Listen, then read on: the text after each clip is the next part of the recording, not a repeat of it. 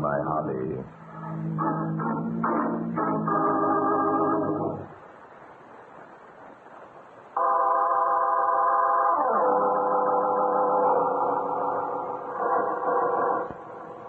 Tonight's story began one evening last summer.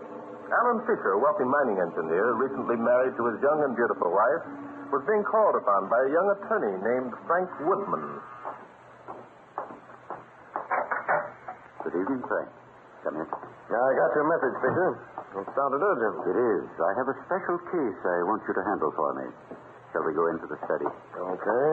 As I told you over the phone, I have an important engagement. I think what I have to say will preclude the possibility of your engagement. Sit over there, please. What's the idea of locking the door? Don't get alarmed. I merely want to ensure privacy. That's what it's Helene. She won't, Frank. My wife isn't home tonight. She doesn't even know that you're here. Oh. Well, what was it you wanted to see me about? Sit down. It may take some time. So my appointment. Your appointment can wait. Cigar, Frank? All right. You know I don't smoke cigars. Of course. I'd forgotten. You live in a cigarette-smoking generation, don't you, Frank? You and Helene. See here, Fisher, if you'll indulge an old man a lifelong habit, I'll light up. There's nothing like an after-dinner cigar, my boy. You should try it sometime. I'll stick to cigarettes. Look, what's this all about? Of course. You're curious, aren't you, my boy? Well, this case I want you to handle involves a very dear friend of mine. Do I know him? You know him, my boy. Very well indeed. What's his name? Perhaps it's someone I wouldn't even be interested in representing. On the contrary, I think you will, Frank. However, for the moment, I shall withhold his identity until you decide. That's nonsense. You don't care to... He's quite an elderly man, Frank. About 60, I should judge. Recently, he had the good fortune to meet and marry a very lovely young woman. Oh, I see. One of those June and January affairs, huh? A very apt description, my boy. However, my friend, despite his age, was sincerely and honestly in love with his young wife. He believed he could make her happy. They always do. Do they, Frank? That's one of the things I'm curious about. As a lawyer, I felt that you could advise me. Well, it depends upon the girl, I suppose. Ah, that is exactly what I wanted to hear. It depends upon the girl. I don't get it. Perhaps I'd better explain further then. For a time, my friend and his young wife were quite happy. Then one evening at a party, my friend's wife was presented to a personable young man of about her own age. Well, that usually happens, too. Yes. Thereafter, my friend lived in torment of doubt and suspicion. Your friend's story is following the usual pattern.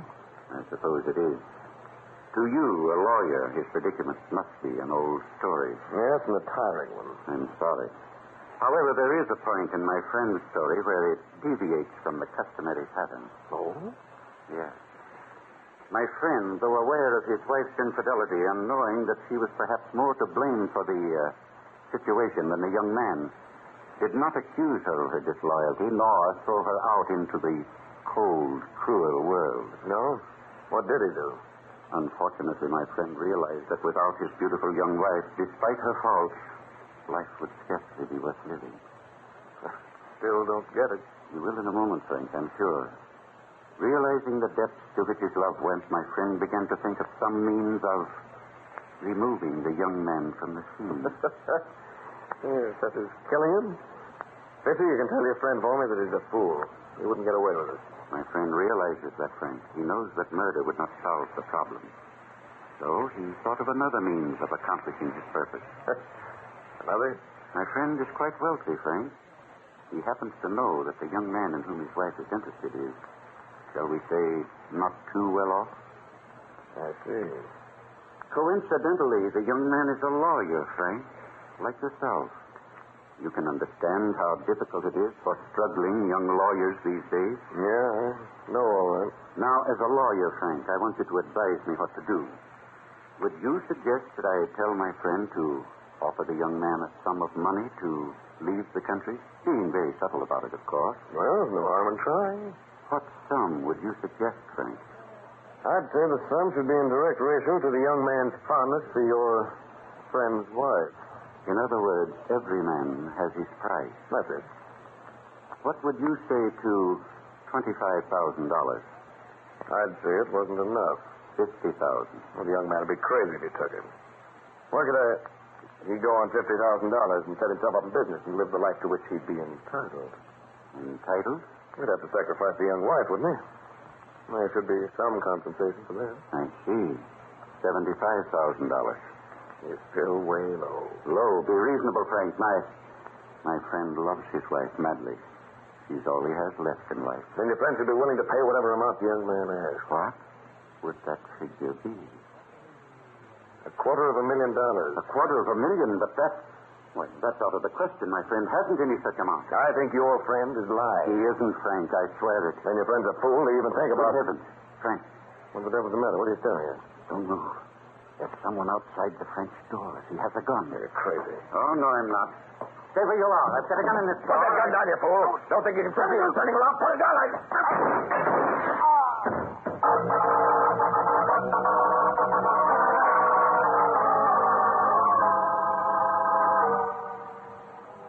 You see, under the circumstances, Mrs. Fisher, but...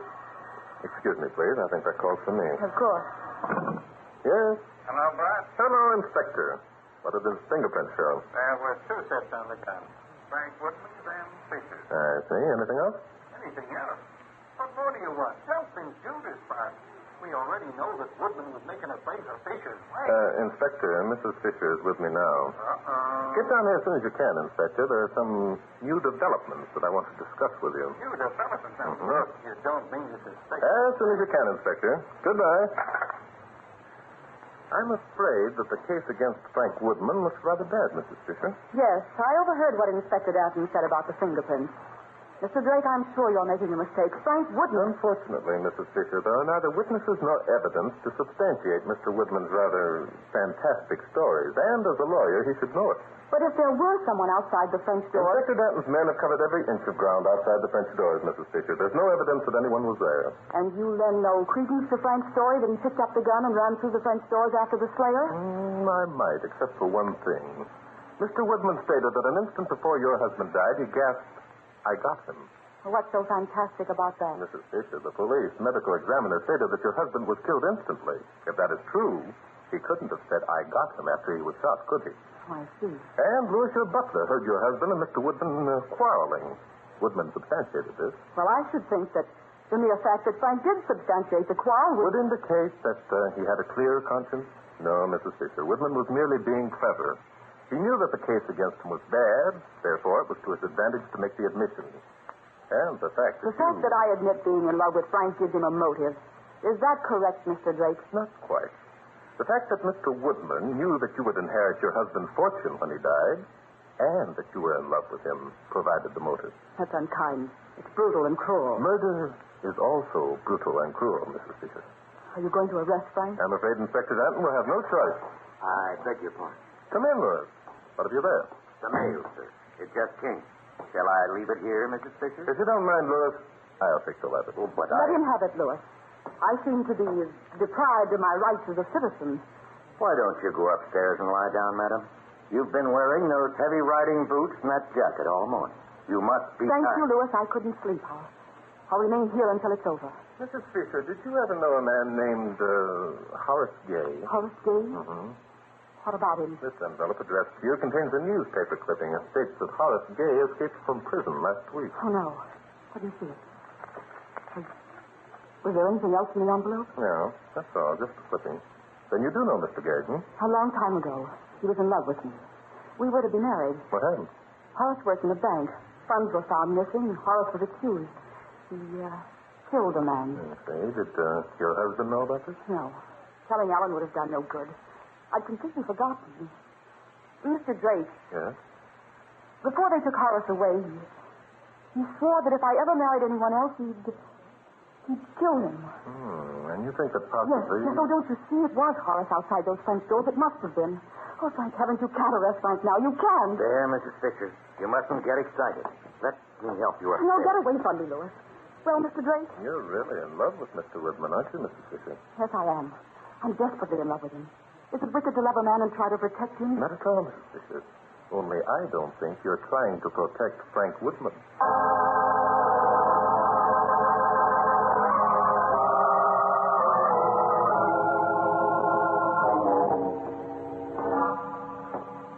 Okay, Bart, we spent the whole day looking for clues that don't exist.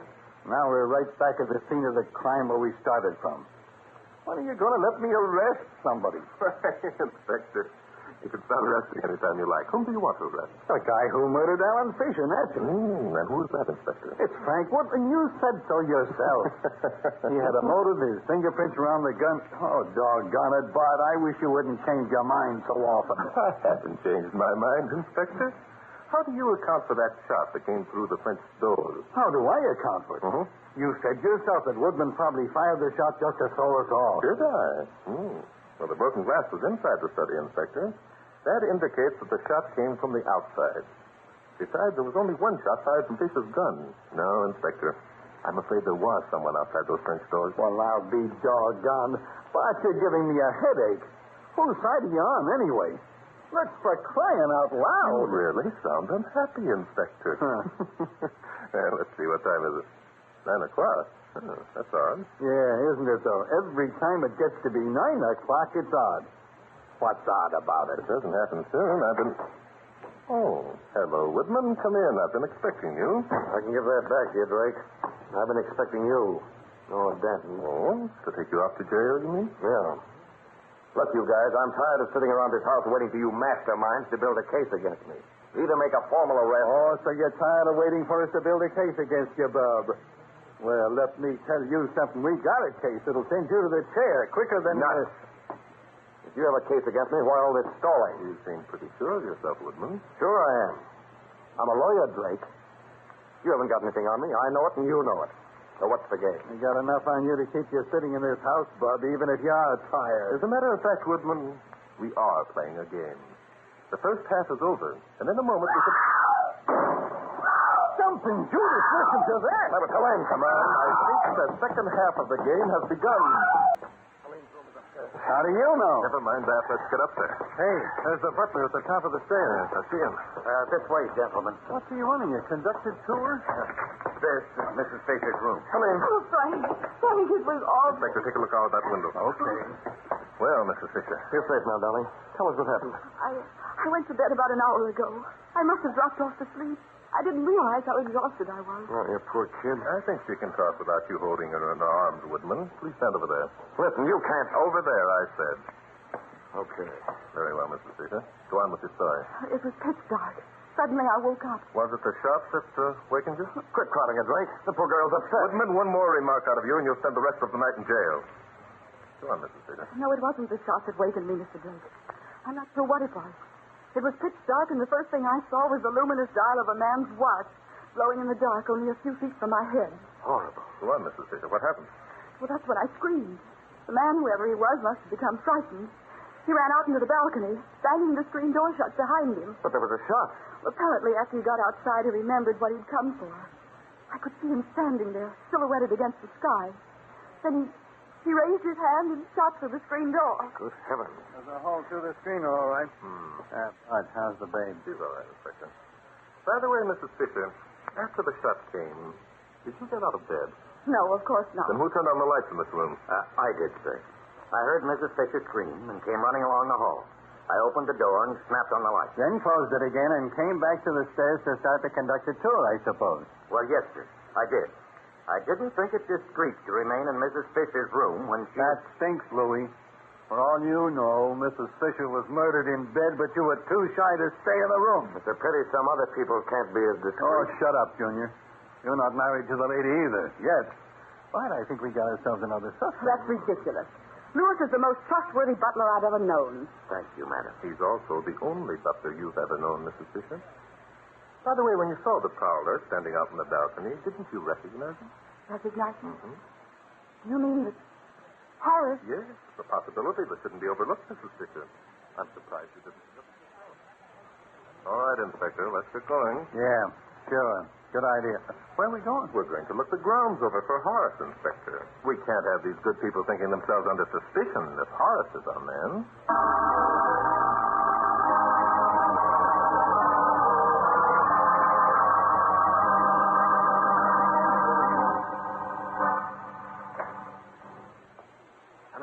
Is that you, Frank? Yes. Turn on the bedside light. Oh, Frank, I love you so. I love you. I got this signal to come back. Is anything wrong? Oh, darling, I want to help you. You know that, don't you? Of course. Frank, listen to me. Have you ever heard of Horace Gay? Not until Drake spoke of him. Who is he, anyhow? He's an escaped convict from Sing Sing. He was sent up for murdering a man. Good heavens. Because I told Drake that Horace Gay and I were once in love. I told him that after the trial, Horace threatened to kill any man that I married. Helene, you don't mean that you... Of course not. I never heard of Horace Gay until I read about him in the paper. I cut out the clipping and mailed it to myself. But why in heaven's name? But don't you see why? I wanted Drake and everyone else to think that Horace Gay had come back and murdered Alan. But what if they... Capture Horace Gay? Oh, they won't, darling. That's how I was clever. The clipping came from a year-old paper. The police have practically given up searching for Horace Gay. Yes, it was clever. Very clever. But I still... Stop worrying, darling. Horace Gay is probably in South America by now. I'm not worrying. It's a genius idea. There's only one thing wrong. I know what you're thinking. I've taken care of that, too. Taking care of what? The gun, darling. Look, I kept it under my pillow. You mean that you... Of course. I fired the shot. There wasn't any prowler. And when Drake suggested that the prowler might have been Horace, I pretended I'd forgotten about him. Remember? Yeah, I remember. Well, if I had been the one who had suggested Horace, Drake might have thought it was a setup. Wasn't it clever? Very clever. What are you going to do with the gun? Oh, silly. If I'd thrown it out the window where they would have found it with my fingerprints. No, darling, Drake must never find the gun. So you expect me to get rid of it for you? But, darling, it's for your own good. You've already been searched. They'll never look. Helene. Yes, Frank? You think I killed Alan, don't you? Didn't you, Frank? Don't be a fool. Of course I didn't. Blast it, Helene. Frank? What?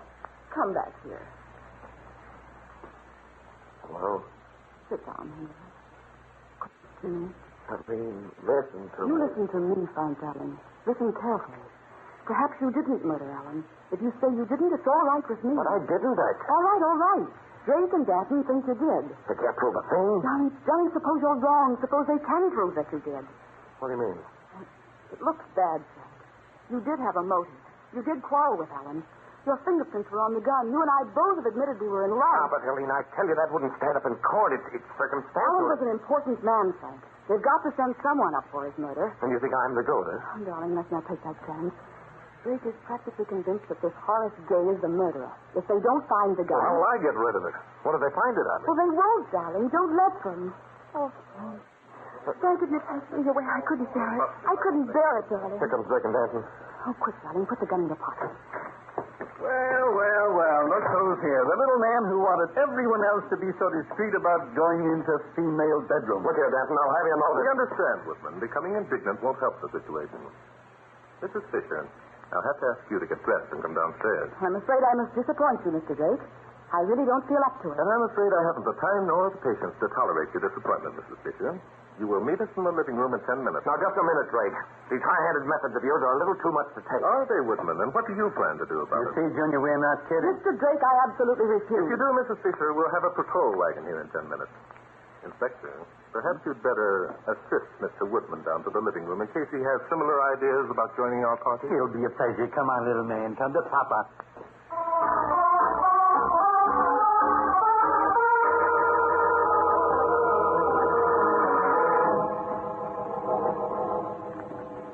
Well, the 10 minutes are up, Bart. Shall I call a wagon? We'll wait a moment or two longer, Inspector. In the meantime, Woodman, I think you'd better hand over the gun. What? What gun? What are you talking about? I'm talking about the gun that Mrs. Fisher used to shoot the hole through the screen, Woodman. It wasn't outside the house, and I'm sure that Mrs. Fisher wouldn't want it found in her room. But how? I mean, I haven't... Hand it over, Junior. Well, Look here, you can't... Here it is, Bart. Just like we figured. You see, Woodman, the ragged ends of the screen made by the bullet passing through pointed outward. That proves conclusively that the shot came from inside the room. Get it, Junior? Tell them what else we know, Bart. Very well, Inspector. We know that there was no man in Mrs. Fisher's room, Woodman. The whole thing was a product of her imagination. That's a lie. You can't prove a I thing. think we can. Mrs. Fisher said she woke up and saw the glowing dial of a man's wristwatch in the darkness. Well? How did she know it was a man's wristwatch? Why not a woman's? I beg your pardon, Mr. Drake. Oh, yes, sir. Mrs. Fisher is waiting for you in the library. Library? We told her we'd be here in the living room. Mrs. Fisher prefers the library, sir. Oh, she's trying to show her independence, eh? Well, Oh, no, Inspector. Meeting us in the library is the cleverest move Mrs. Fisher has made tonight. But on the other hand, it's a dead giveaway that she is the one who murdered her husband. Come in, gentlemen. I hope I didn't keep you waiting. Not at all, Mrs. Fisher. say, stop me if I'm out of order, but aren't you dressed kind of funny, Mrs. Fisher? Funny, Inspector Dalton? Why? Well, wearing a riding habit this time of night with those heavy I boots. love riding clothes, Inspector Dalton. I never had a chance to wear them very much before I married Alan. That's a very nice act, Mrs. Fisher. I admire your courage. No, Louis. I think you'd better remain. Very well, sir. Drake, before we left the living room, you said that... Yes, I know. Louis, what was the real reason that you didn't remain in Mrs. Fisher's room after you turned on the light? Why, I was not in bed, that's why. Mr. Drake must you be so trying. What possible difference can it make? A great deal, Mrs. Fisher. You were not in bed. You've gotten up and run over to the screen door to unfasten the latch from the inside. Isn't that right? No. I'd gotten up to chase the prowler. I'd neglected to pick up my dressing gown, and Louis... Nonsense. When Louis switched on the light, you were standing in the center of the floor. You made no effort to get back into bed. Isn't that right, Louis? Why, yes, it is. Yes, of course. And why didn't you run back to bed, Mrs. Fisher? Why? Why, I'll tell you why. Because if you'd taken one step, Louis would have known that you couldn't walk without limping. Limping? What the devil? Yes, limping. When you shot at your husband through the French doors, Mrs. Fisher, he didn't die instantly, as I told you before. He lived long enough to mutter that he got whoever shot at him, just as Woodman said. Helene. it isn't true. I don't believe it. Yes, it is true. Your husband shot back at you. He hit you in the leg, and you realized you had to cover that wound. Say, that's why she... Yes, Inspector, that's why she's been wearing riding boots all day. And every time we've seen her, she's either been lying down or sitting. Exactly. And that's why Mrs. Foster came down to the library. Instead of the living room, she didn't want us to see her limping. Frank, the gun. The gun that I gave you. Shoot them. Shoot them. Frank! I'm sorry, Helene.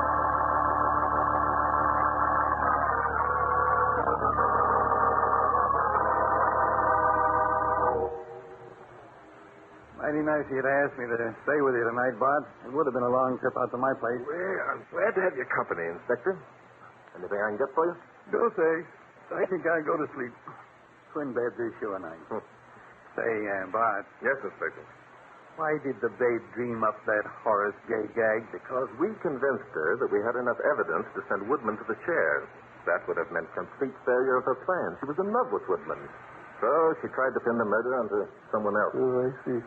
Well, good night. Good night, Inspector. Say, Bart, Yes, Inspector. it's something you forgot. Oh, yes. Okay, Inspector. Mystery is my hobby.